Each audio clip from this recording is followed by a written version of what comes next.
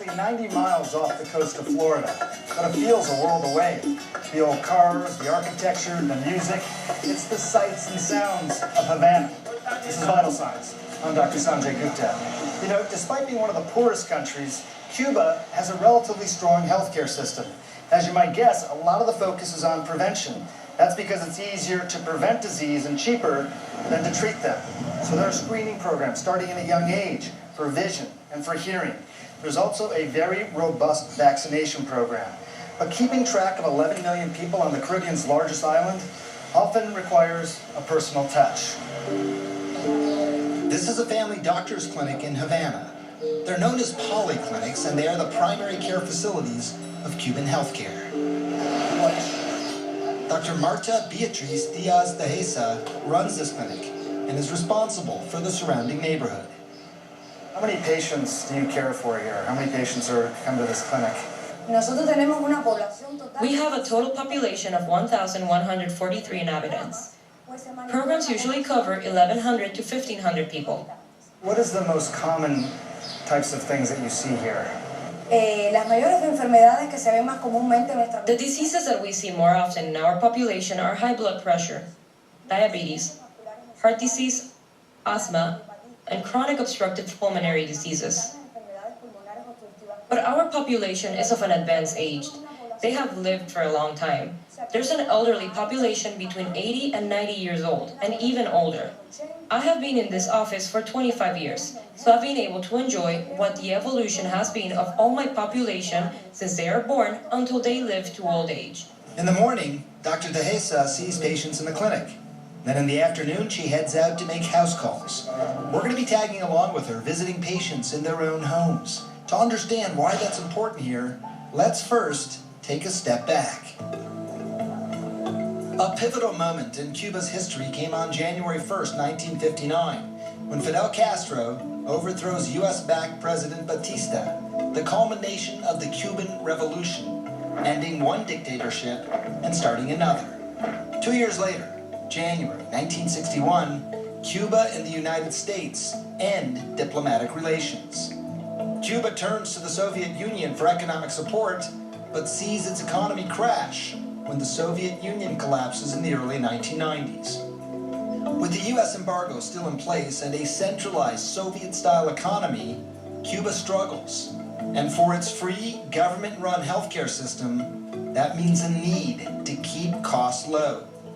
Preventing disease, as I said, is cheaper than treating it, so Cuba focuses intensely on preventative care. The US trade embargo also means limited access to resources, even medications. In this clinic, you can see how bare it is. Just the essentials here. An old Chinese-made scale, a cabinet with medication organized into plastic cups, a single bed. Sometimes you hear that it's difficult to get medications. Is that true? Have you found that? Well, you know, we're a country which has been blockaded, and the number of medications we can import are not as many as needed, but we do have those that are essential in the local offices. Remember, this is a primary health assistant office. Here we focus on health prevention and promotion. If the patient needs other kinds of medications and assistance, they'll go to the secondary institutions, which are the hospitals, where they can find other drugs that are needed by the patients at the time. Time for house calls. The first patient is a baby boy. To our surprise, we take a left out of the clinic and then straight up the stairwell. So literally next door to where the office is the first patient of the afternoon. A little baby is what we're hearing. Please come in. Nolan! So are you worried about anything, or just a routine visit? No, estas son visitas establecidas de rutina. Nosotros tenemos planificado. We plan field visits. We see them once a month in the office and once a month in the field. If the child is ill, we come more often until we discharge them. Dr. De Hesa talks with Nolan's mother about everything, from his diet to his teeth and his motor skills. Vamos. Muy bien. Esta es la curva de peso y talla.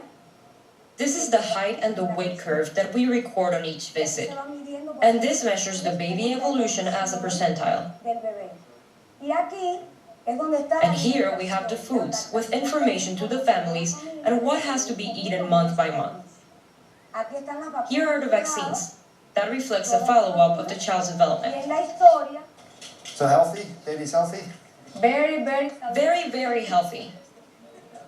A clean bill of health? And it's time for the next patient. So this is a bit of an unusual sight, but you see a doctor and a nurse just walking down the sidewalk, making house calls in this neighborhood. A few minutes later, we arrive at the home of a woman suffering from Alzheimer's dementia. Buenas tardes. Does she have a caretaker? Somebody lives here with her?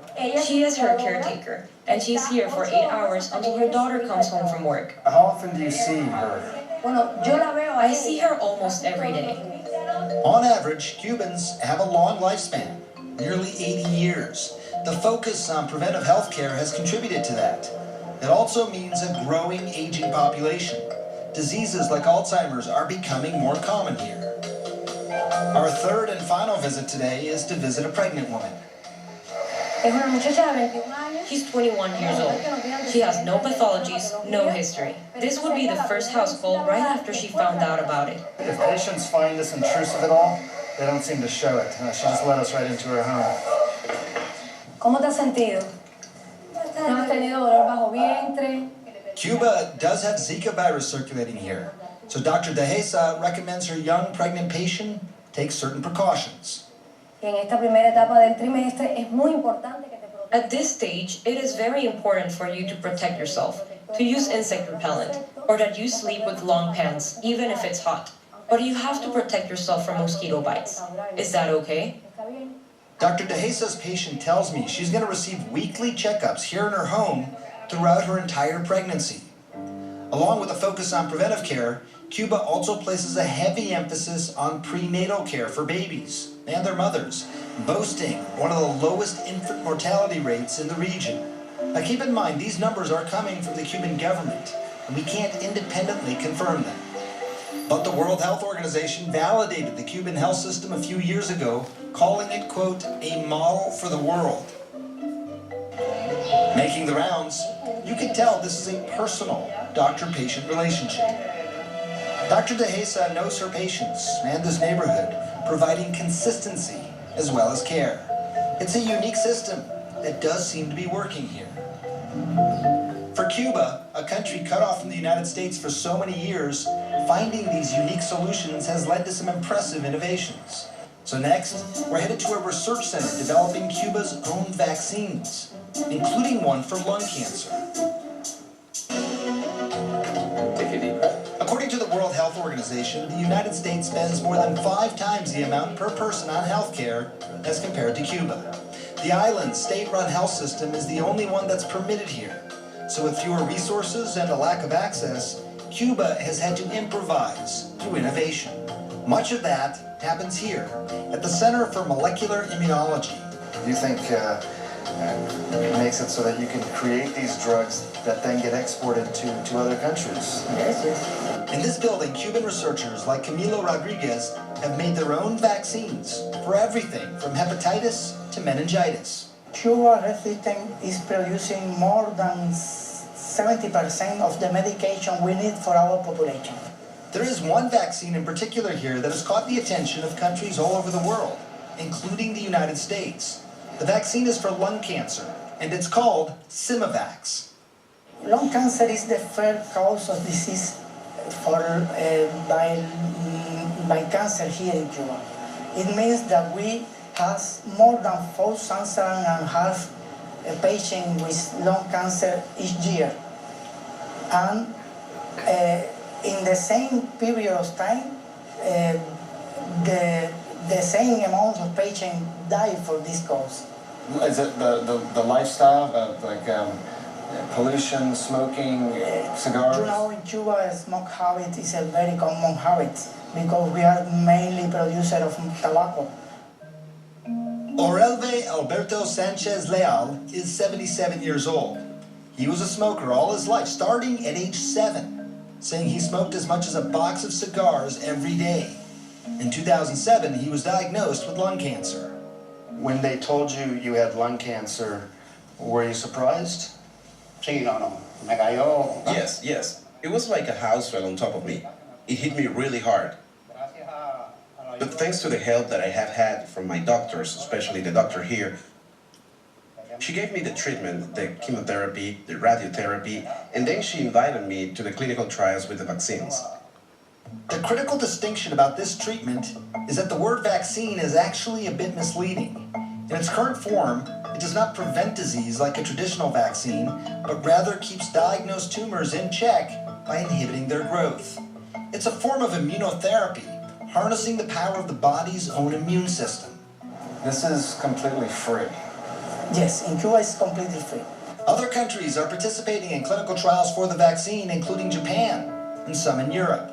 Published data shows patients younger than 60 lived on average 11 months longer than those who did not receive the vaccine. Orelve is an exceptional case. He and his doctors are convinced this vaccine saved his life. It's been 9 years now since he was diagnosed. What is typical survival without the vaccine? Without the vaccine, almost 10 months to 12 months. 10 months, and 9 years later. Sinovac is expected to start FDA clinical trials in the United States later this year. It's all part of a newly formed health collaboration between the United States and Cuba, signed just a week before our visit to Havana. After 54 years, the United States and Cuba normalized diplomatic relations last July. But not all contact had been cut off between Americans and Cubans before that. In fact, outside Havana, there's this medical school with a unique mission. Take people from impoverished areas, train them to be doctors, and then send them back home to provide medical care. Since it opened in 1999, it has trained 25,000 doctors from all over the world, 84 countries around the world, including the United States. One of the biggest draws of the Latin American Medical School is the cost. As in, there isn't any cost. It's free. In fact, the students actually receive a small stipend to attend this 6-year program. The only agreement they make is that they return to their home country and serve impoverished communities in need of medical care. That's the other important thing to realize. Though Cuba pays for this training, the doctors don't actually stay in Cuba. How many of you are from the United States? Almost all of you. How many of you had ever visited Cuba before coming to medical school here? Just 2 of you. How many of you plan on going back to the United States after finishing your school? All of you. All right. I spent some time just now with many students from the United States. They don't pay to come to school here, and when they're done, they're going to go back to the United States. What does Cuba get out of that relationship? This university was founded in 1999 because of several problems that occurred in Central America related to Hurricanes Mitch and George.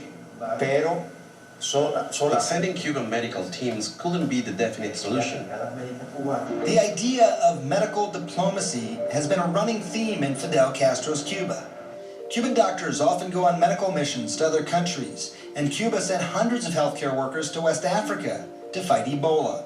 They've also exported doctors to other Latin American countries in exchange for badly needed oil and hard currency, which some Cubans complain has led to a shortage of experienced doctors in their own country. What made you decide to want to come here? My goal is to go back and serve African Americans and the Latino community primarily. So when I found out about the program, it would allow me the opportunity to not only become more proficient in medicine, learn from some of the best doctors in the world, but then also improve my Spanish at the same time. It's a perfect match.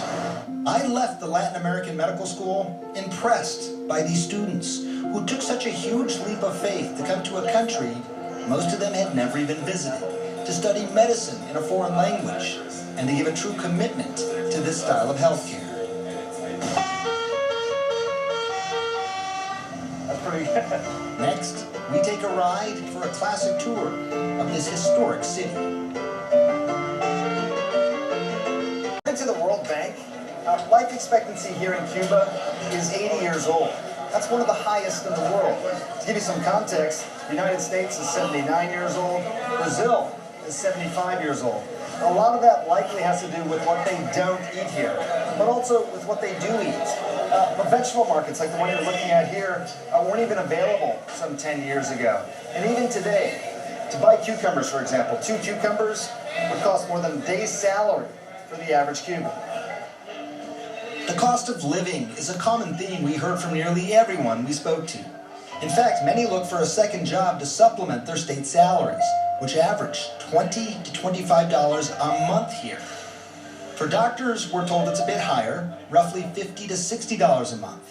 We heard stories of some doctors and nurses occasionally taking supplies to resell on the black market, or patients bringing gifts to appointments to ensure access to those limited supplies.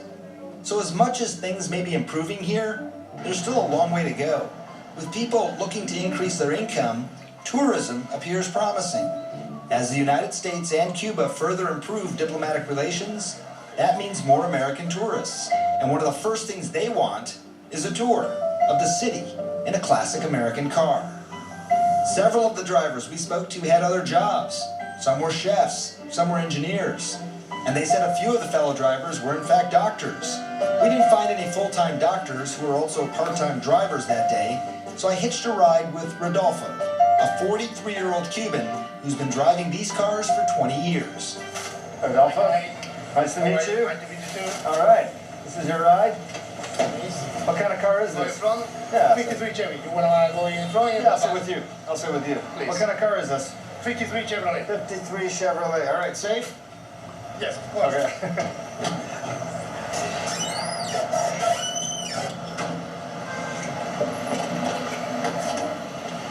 Okay, let's go. Let's go. Ready to roll.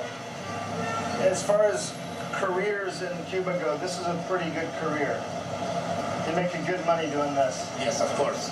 It cost us $25 to rent this car for about an hour. So in 1 hour, Rodolfo makes as much as the average state salary for a month.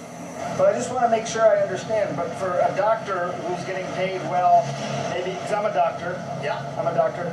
The doctor gets paid, and I love Cuba. I love it here. Yeah. But I'm just, if you're a doctor in Cuba, you're making maybe, let's say, $50, $60 a month. If you drive a car, you can get paid $25, $30 an hour. Yeah.